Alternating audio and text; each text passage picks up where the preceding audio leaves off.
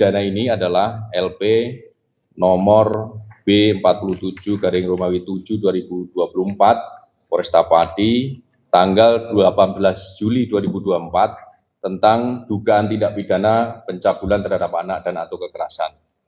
Adapun korbannya adalah satu, saudara FA, kemudian waktu kejadian itu antara bulan Februari 2020 sampai dengan bulan Januari 2024. TKP tempat kejadian itu di lingkungan Pondok Pesantren TQ, alamatnya adalah Dukuh Bagangan RT 05 RW 01 Desa Telogosari, Kecamatan Telogongu, Kabupaten Pati. Adapun kronologis kejadian adalah sekira pada hari dan tanggal bulan Februari 2020 sampai dengan Januari 2024 di lingkungan Pondok Pesantren TQ, yaitu alamat Dukuh Bagangan RT 05 RW 01 Desa Telogosari, Kecamatan Telogongu, Kabupaten Pati, telah terjadi tindak pidana dugaan tindak pidana pencabulan terhadap anak dan atau kekerasan seksual yang dilakukan oleh tersangka AS. Umur 51 tahun, pekerjaan wira swasta, agama Islam, jenis kelamin laki-laki, alamat Desa Telogosari 05 RT RW 01 Kecamatan Telogongu, Kabupaten Pati. Kemudian perbuatan ini dilakukan oleh pelaku terhadap korban sebanyak 10 kali di lokasi yang berbeda dengan cara bahwa pelaku mengajak korban dengan alasan untuk minta dipijat masuk ke kamar korban. Kemudian korban disuruh melepaskan baju, pelaku kemudian melakukan pencabulan, yaitu dengan cara meraba, memeras, dan mencium, kemudian memegang alat vital, kemudian korban disuruh memegang alat vital pelaku sampai mengeluarkan cairan. Kemudian setelah dilakukan 10 kali dengan waktu berbeda, korban menceritakan kepada ayahnya, kemudian ayahnya atau bapaknya melakukan visum di rumah sakit, setelah itu melakukan laporan kepada aparat kepolisian. Kemudian ungkap kasus yang kita lakukan setelah melakukan pemeriksaan dari saksi-saksi, kemudian menetapkan tersangka, penyidik melakukan pemanggilan pemeriksaan. Namun di perjalanannya si pelaku ini mangkir dan melarikan diri. Kemudian tim daripada Polresta gabungan dengan Polda dan juga Resmob Mabes Polri melakukan upaya penangkapan, dilakukan di Wonogiri, tepatnya di Masjid Agung Purwantoro, Kecamatan Purwantoro, Kabupaten Wonogiri, pada hari Kamis tanggal 07 Mei 2026. Jadi 2 hari setelah mangkir atau melarikan diri, 2 kali 24 jam, tim Resmob dan Jatanras Polda Jateng dan Resmob Mabes Polri berhasil melakukan penangkapan tersangka. Kemudian barang bukti yang berhasil diamankan, 1 buah kerudung warna hitam polos, 1 BH warna hitam, 1 celana dalam warna hijau, 1 buah lengan panjang warna hitam polos, 1 bawahan rok plisket panjang warna abu-abu, kemudian 1 buah handphone milik korban. Tersangka adalah saudara AS, umur 51 tahun, pekerjaan wira swasta, agama Islam, jenis kelamin laki-laki, bangsa Indonesia, alamat di Desa Telogosari, RT 05 RW 01, Kecamatan Telogongu, Kabupaten Pati. Kemudian pasal yang disangkakan dari dugaan tindak pidana pencabulan terhadap anak dan atau kekerasan seksual, yang pertama adalah pasal 76 huruf E, junto pasal 83 Undang-Undang Nomor 17 Tahun 2016 tentang perlindungan anak dengan ancaman penjara maksimal 15 tahun. Yang kedua, pasal 6 huruf C, junto pasal 15 ayat 1 huruf E, Undang-Undang Nomor 12 Tahun 2022 tentang tindak pidana kekerasan seksual dengan ancaman pidana maksimal 12 tahun. Yang ketiga, pasal 418 ayat 1 dan ayat 2 KUHP tentang persetubuhan anak dengan pidana maksimal 12 tahun. Adapun anatomi kasus ini bahwa berdasarkan LP tersebut yang tadi saya sebutkan di atas, korban adalah satu anak daripada anak pelapor sendiri.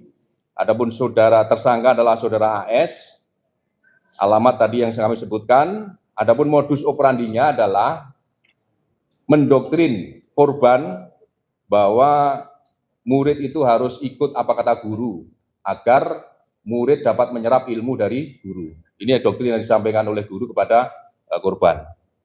Kemudian tempat kejadian perkara ada di Ponpes TQ di alamat Bagangan.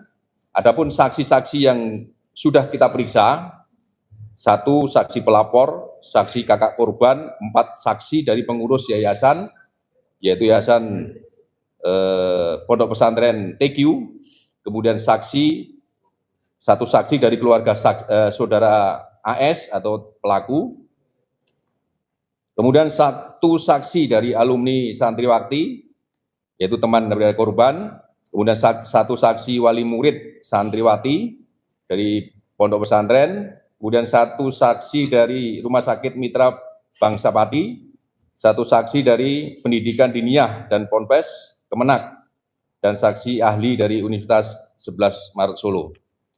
Barang bukti tadi sudah kami sampaikan beserta pasal-pasal yang disangkakan. Saya kira demikian rekan-rekan terkait dengan rilis dari kasus yang viral yang berhasil kita ungkap. Alhamdulillah berkat doa rekan-rekan semuanya dan masyarakat Pati pada umumnya, 2 kali 24 jam pelaku. Yang pertama, yang bersangkutan ini cemburu terhadap istrinya. Kemudian yang kedua, istrinya dianggap tidak bertanggung jawab. Motif pembunuhan wanita Parubaya bernama Siti Arofah 54 tahun oleh menantunya sendiri dipicu rasa cemburu terhadap istrinya. Kasus penganiayaan berat berujung maut terjadi di sebuah rumah kontrakan di Dusun Sumber Tempur Mojokerto, Jawa Timur pada Rabu 6 Mei 2026. Polisi mengungkap tersangka nekat melakukan aksi brutal itu lantaran dipengaruhi persoalan asmara, ekonomi, dan rumah tangga yang tidak harmonis. Fakta ini disampaikan langsung oleh Kapolres Mojokerto yakni AKBP Andi Yuda dalam konferensi pers yang digelar pada Kamis 7 Mei 2026. Polisi mengungkap rasa cemburu buta menjadi pemicu utama insiden pembunuhan tersebut.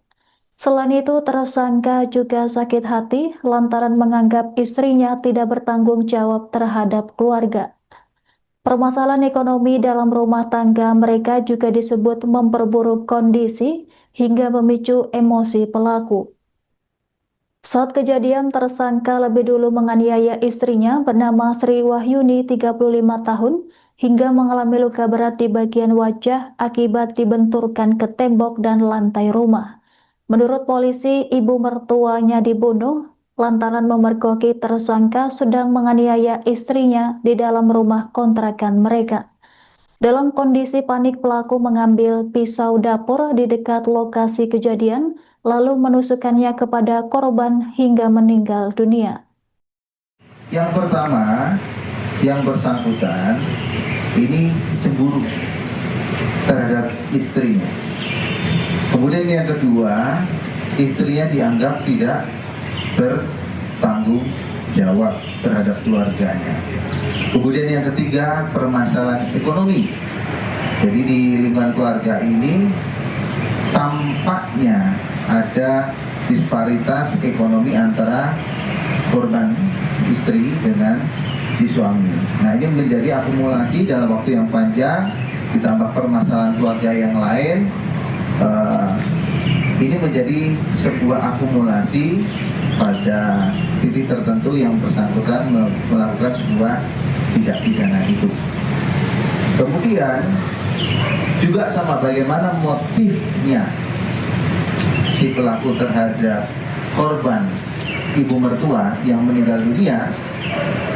Pada saat peristiwa yang bersangkutan, kalau boleh bahasanya, keget atau ketahuan begitu, sedang proses melakukan penganiayaan terhadap si istri.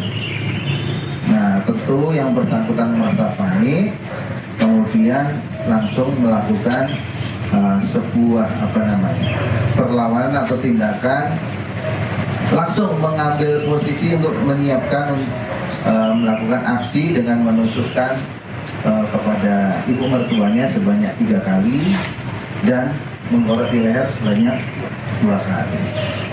Nah ini perbuatan-perbuatan yang kemudian mengganggu dari sisi kemanusiaan kita bersama.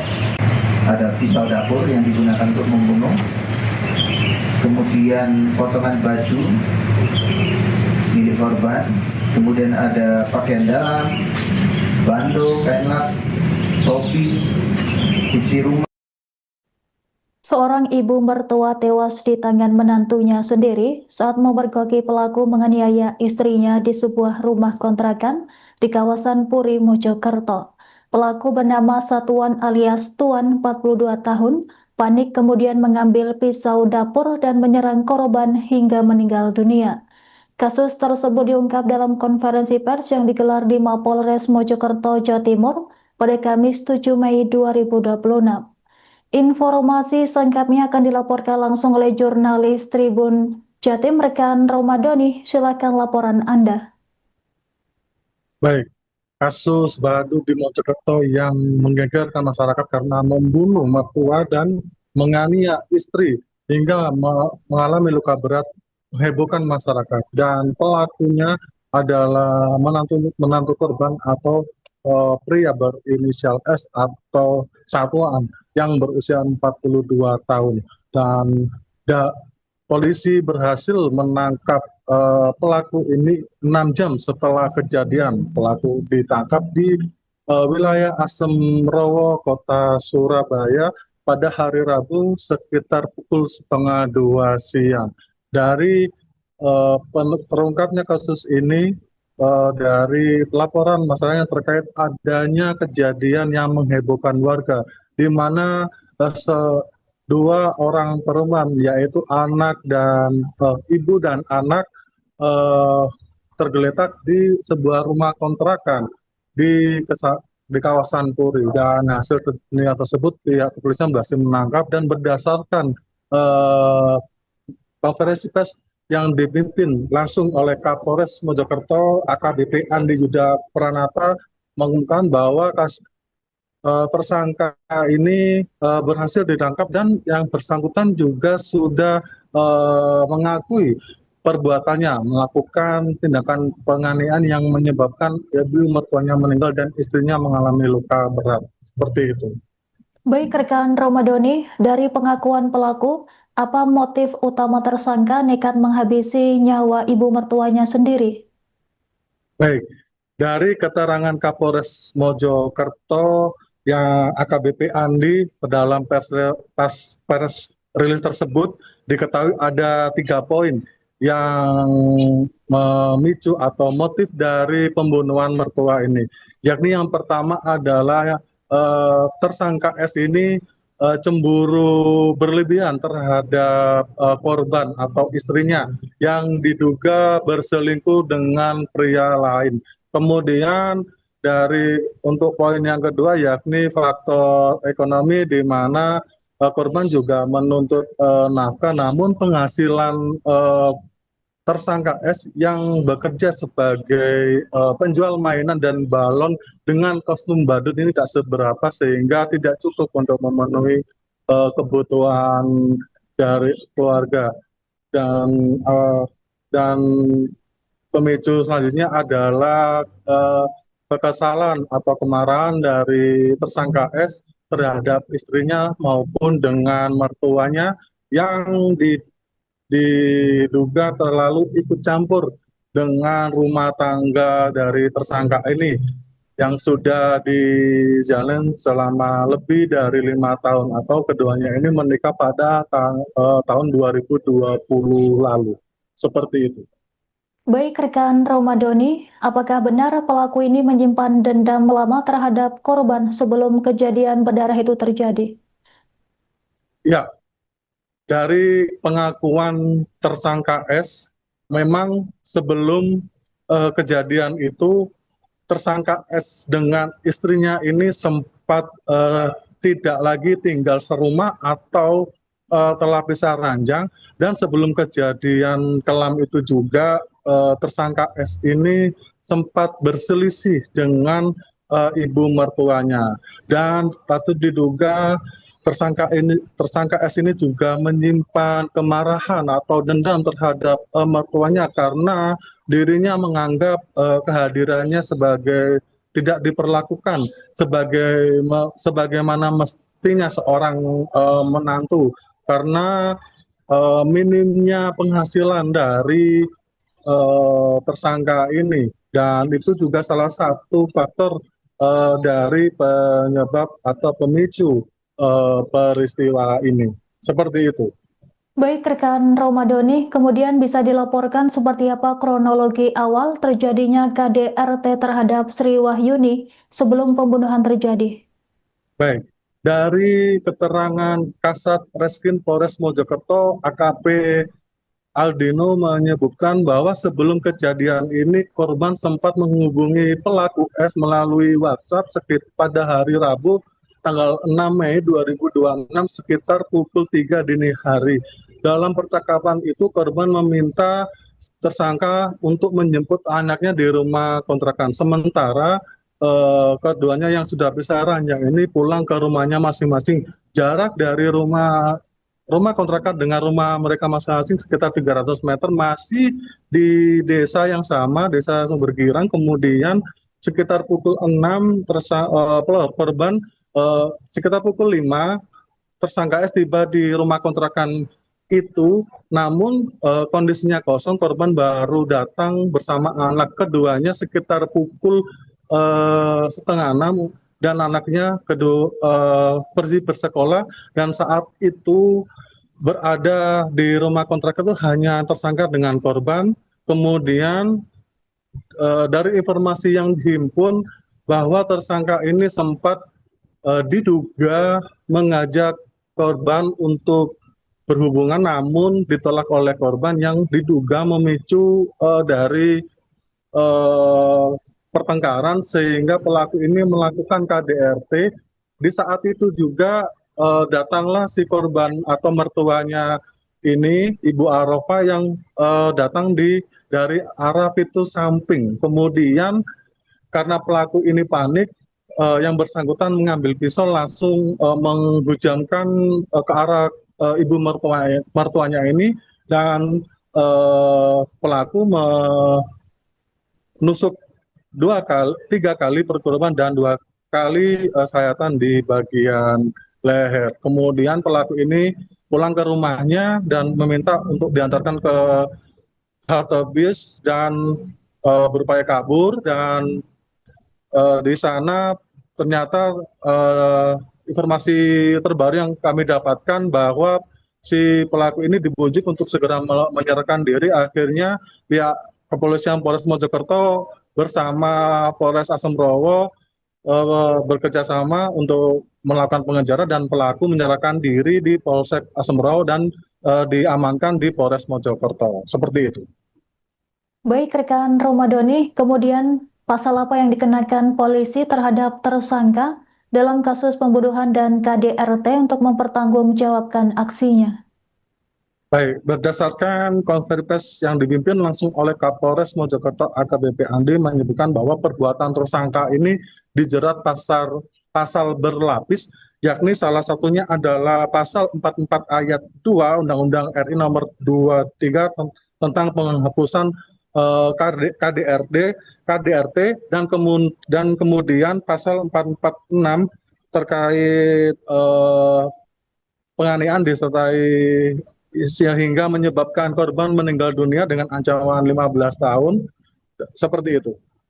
Baik rekan Romadoni, kemudian imbauan apa yang disampaikan kepolisian terkait kasus ini agar kejadian serupa tidak terulang?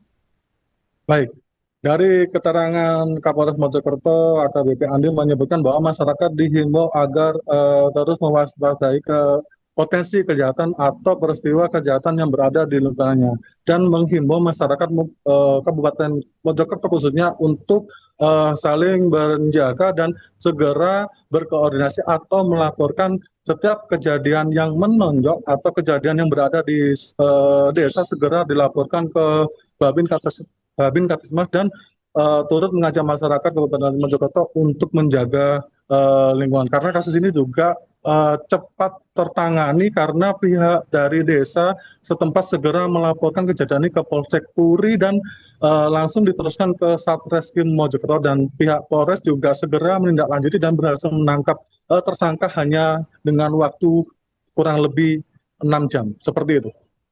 Baik, rekan Romadoni, terima kasih atas laporan Anda. Selamat bertugas kembali.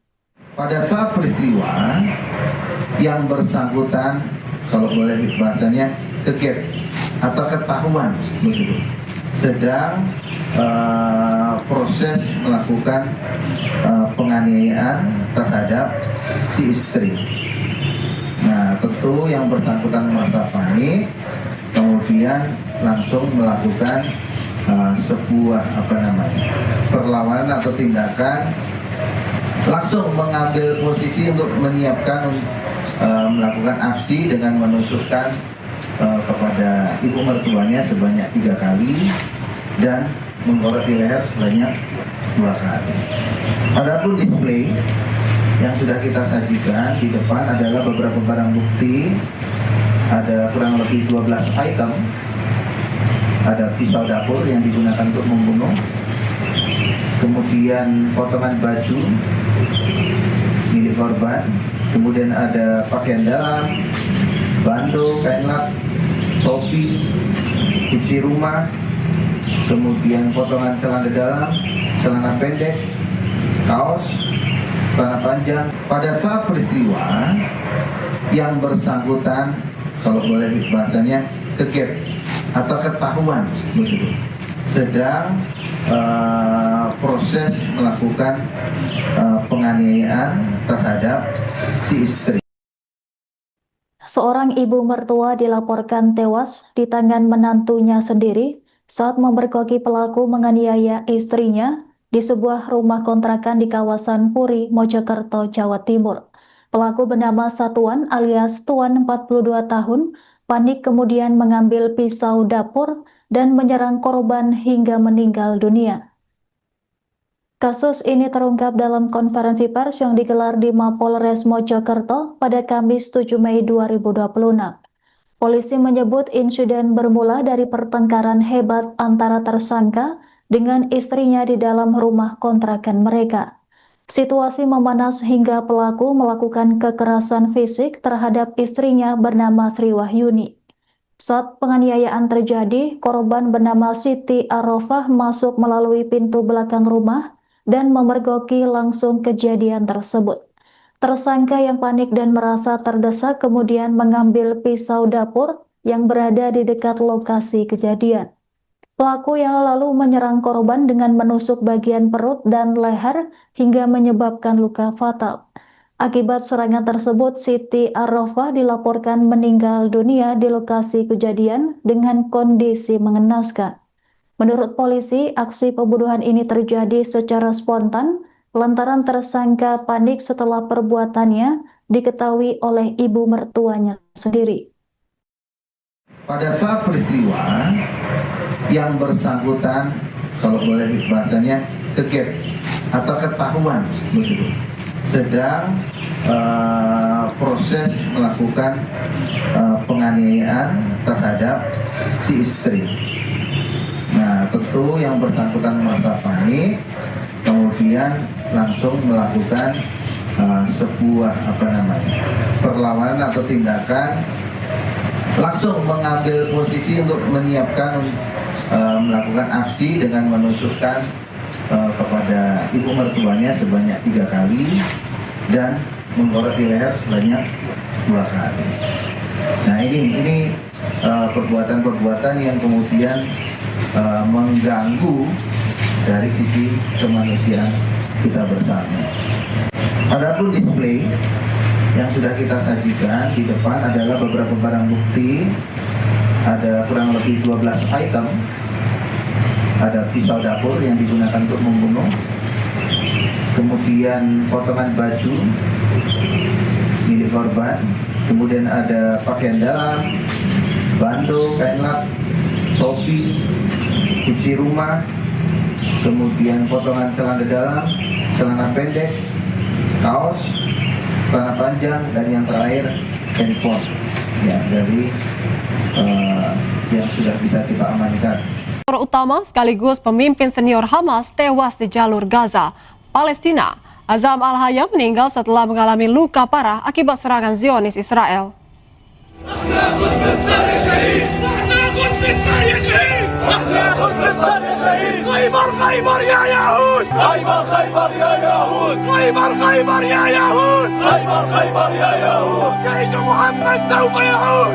Putra negosiator utama Hamas Azam Al-Hayya tewas setelah mengalami luka parah akibat serangan Israel di jalur Gaza, Palestina.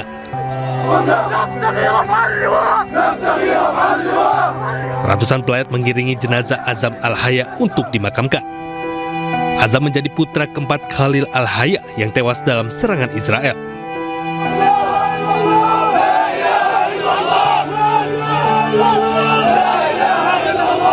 Sebelumnya, 3 anak Hayya lainnya juga tewas dalam operasi militer Israel pada 2008, 2014, dan serangan di Doha, Qatar tahun lalu. Pasukan pendudukan Zionis Israel serang penduduk Palestina di Yerusalem.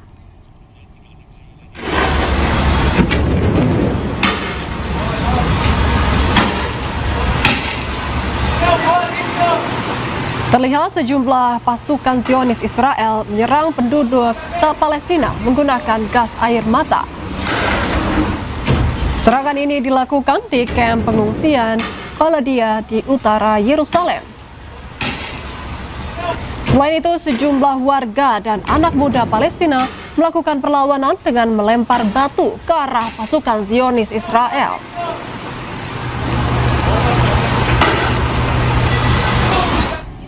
Setelah 22 tahun di penjara, tahanan Palestina Tamim Salem akhirnya dibebaskan. Salem dilaporkan resmi dibebaskan dari penjara Israel pada Rabu 6 Mei.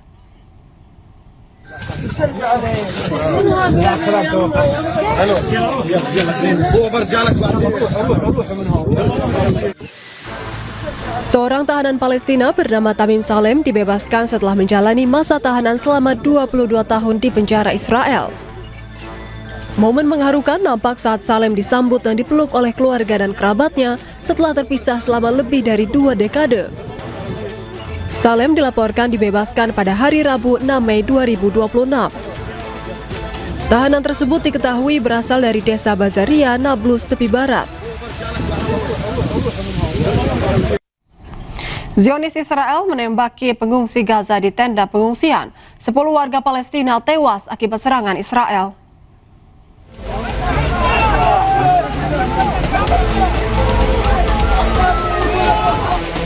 Artileri Israel menembaki pengungsi Gaza di sekitar Camp Al-Burej. 10 warga Palestina tewas, termasuk perwira polisi senior di hari ke-209 pelanggaran gencatan senjata. Koordinator LSM Gaza mengatakan Israel telah menyerang Gaza dalam 3 serangan terpisah. Di lingkungan Al-Daraj di kota Gaza, sebuah serangan menewaskan 1 orang dan melukai beberapa lainnya, termasuk putra pemimpin Hamas Khalil Al-Hayya.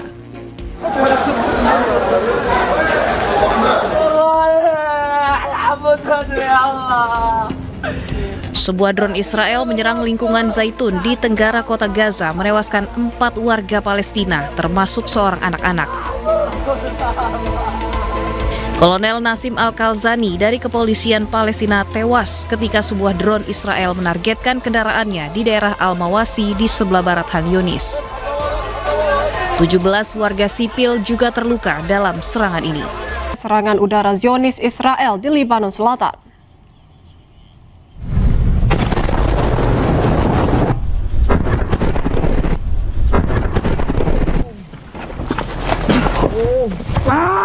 Israel melancarkan serangan udara dan menargetkan tim medis di Lebanon Selatan. Seorang tim medis menjadi korban serangan hingga berteriak histeris akibat serangan.